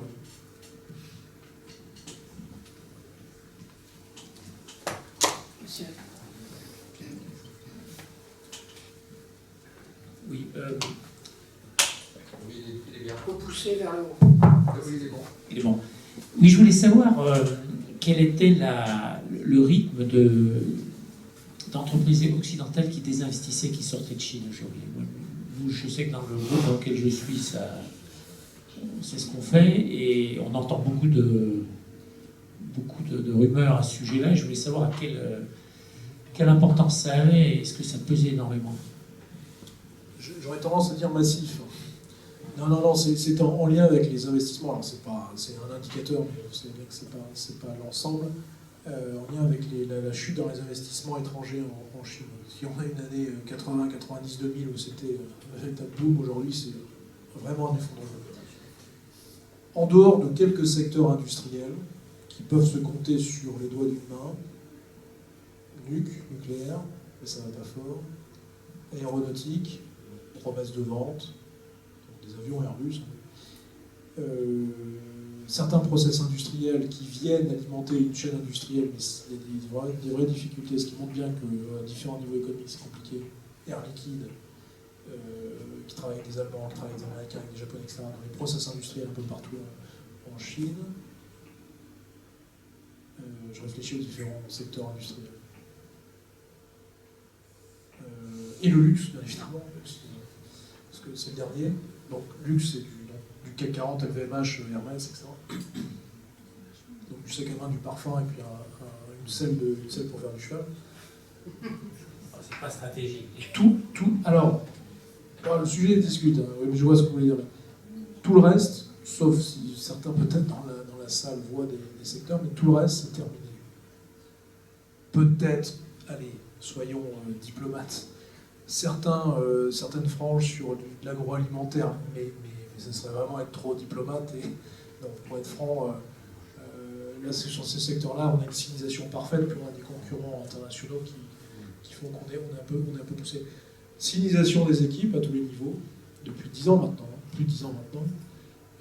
L'univers entrepreneurial a complètement changé. Ce qui fait qu'aujourd'hui, si vous voulez investir en Chine, soit vous êtes fou, soit il y a vraiment un filon un peu particulier, secret, vous voyez ce que je veux dire, sans ça. Non mais nous on ferme et puis on va en Inde ou en Vietnam. Et donc, c'est le sujet. Pour ça que je sais passer l'ASEAN, enfin l'Asie du Sud-Est. Quand vous regardez les chiffres, enfin en tout cas les annonces FMI, on retient 4 pays, au moins 3 asiatiques en 2023. Inde, vous l'avez dit, parce que, mais compliqué, bonne chance quand même. Vietnam et Philippines, auxquels on peut ajouter un 4e, Indonésie, et ça fera plaisir à certains de nos industriels que j'aime beaucoup, voilà, pour l'Indonésie, pourvu que ça dure, comme dirait l'autre. Mais voilà, on est là-dessus. Ce qui est intéressant de voir, c'est que l'Inde, c'est le grand rival stratégique durable avec la Chine, pour ces raisons-là, mais que les autres pays, les autres contextes politiques, sociaux, etc., sont très civilisés, en fait. Vous avez un univers qui est très, très civilisé, c'est-à-dire que, de près ou de loin, dans votre entreprise, dans le filière industrielle, vous allez être en contact avec un univers chinois, que vous soyez au Vietnam, aux Philippines ou en Indonésie. Sûr, c'est certain, c'est un process. En dehors de ça, pour la Chine populaire, terminé.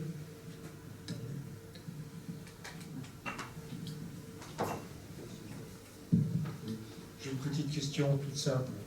C'est quoi le salaire minimum en Chine?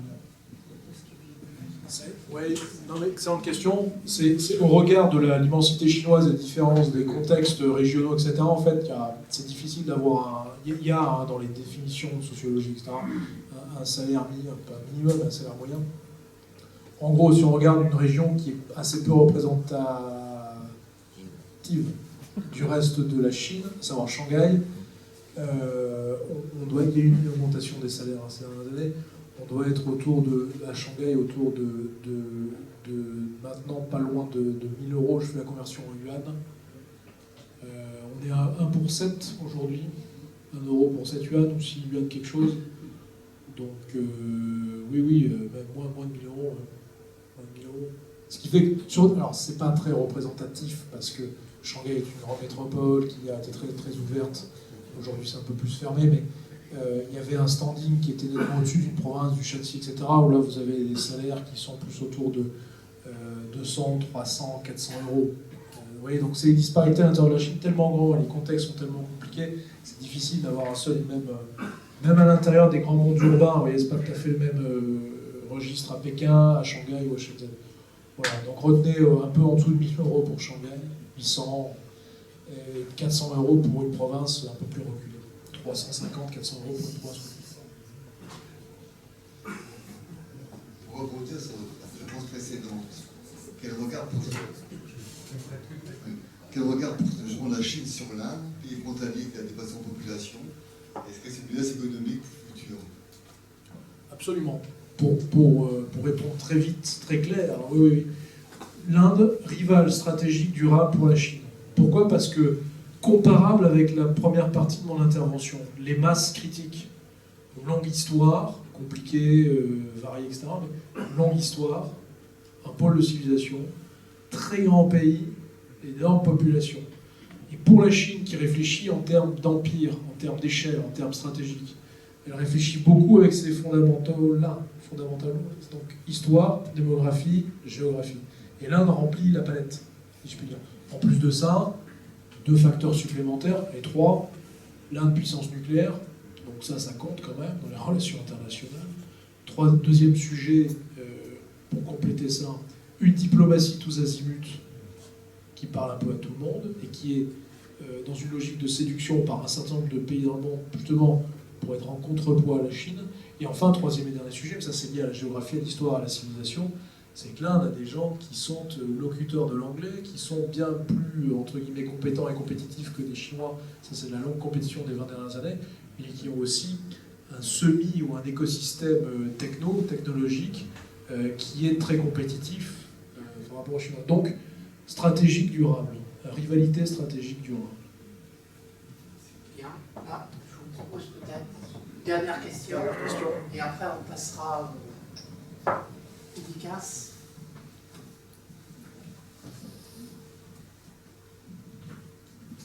Si on regarde la production brute de la Chine par rapport à la production brute par habitant, parité de pouvoir d'achat, et en regardant les différents tableaux et avec les différents retraitements sur certains produits, on a toujours quand même un contraste énorme, puisqu'on a la 2e puissance économique, mais la 60e plus ou moins.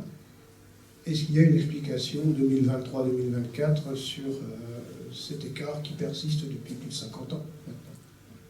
Alors, effectivement, l'écart persiste, mais il y a quand même globalement une évolution plutôt vers le haut, un enrichissement global du pays. Mais, et vous avez raison de le rappeler, très inégal. Très inégal. Quand on regarde la structure du parti, c'est pour ça que je vais parler des 50 familles qui accaparent une richesse très forte, et puis vous avez des centaines de millions de Chinois qui n'ont rien ou pratiquement rien. Ce fameux coefficient de Gini, vous savez, des sociétés très inégalitaires. C'est un vrai sujet. C'est fondamental pour bien comprendre le pays. La question est de la répartition de la richesse, des mécanismes en fait de l'urbanisation de la Chine, de son développement depuis 30 ans, et de regarder au bout du bout la réalité du pays, c'est-à-dire qu'on a au regard du régime, et c'est peut-être en lien avec votre première question, sur comment gérer le pays, comment gérer les crises, un maintien d'une partie du pays, si je puis dire, plutôt vers le bas, et l'incapacité du régime, l'impossibilité du régime à laisser véritablement une économie privée prendre le pas sur des grands consortiums parétatiques, publics, etc., qui eux-mêmes sont des gigantesques machines à cash pour le régime. Pour paraphraser, l'économie privée fait extrêmement peur au Parti communiste chinois. L'économie privée qui aurait pu participer à davantage enrichir la Chine et les Chinois et réduire ce degré d'inégalité parce que, précisément, ça échapperait au contrôle du régime. Donc c'est dans la grande logique, si vous voulez, libérale et autres, de avoir pu penser que la Chine était une sorte de géant capitaliste, etc. Tout ça est faux. En fait, on parle d'un capitalisme non pas d'État, mais du parti.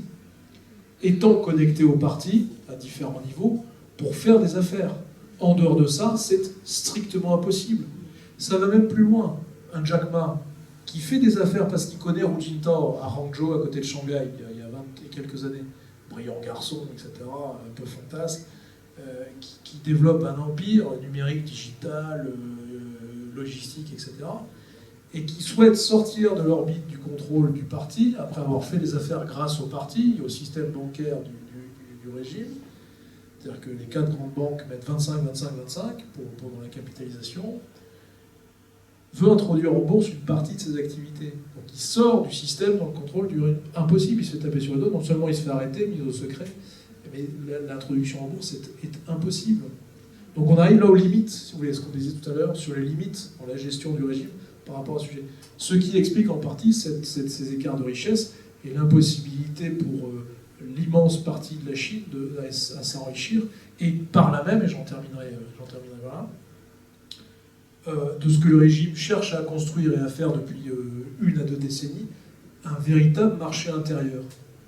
En fait, les objectifs du véritable marché intérieur chinois sont contradictoires avec la survie du régime. D'où, pendant longtemps, l'importance pour le régime de continuer de faire des affaires avec des marchés consolidés européens, nord-américains, et un petit peu japonais, taïwanais, coréens, etc., etc. Ça fait 3 grandes zones, quoi.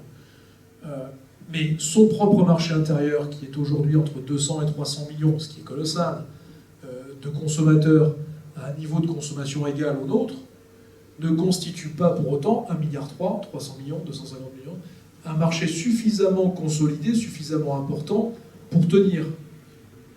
En tout cas, pour être complètement sur lui-même, si je puis dire. Même si les Chinois en seraient capables, hein, que la Chine ne s'effondrera pas, devrait être. Et donc voilà, on est sur ces sujets-là. Limite sur l'économie privée, limite sur les contradictions avec ses propres objectifs de constituer une classe moyenne plus qu'émergée, émergente. Après, je vous passe sur les détails de si on est sur une vraie classe moyenne, imaginez 1 milliard de Chinois avec 2 ou 3 véhicules, etc. Je vous passe. C'est probablement l'un des sujets du régime. Merci beaucoup. Merci.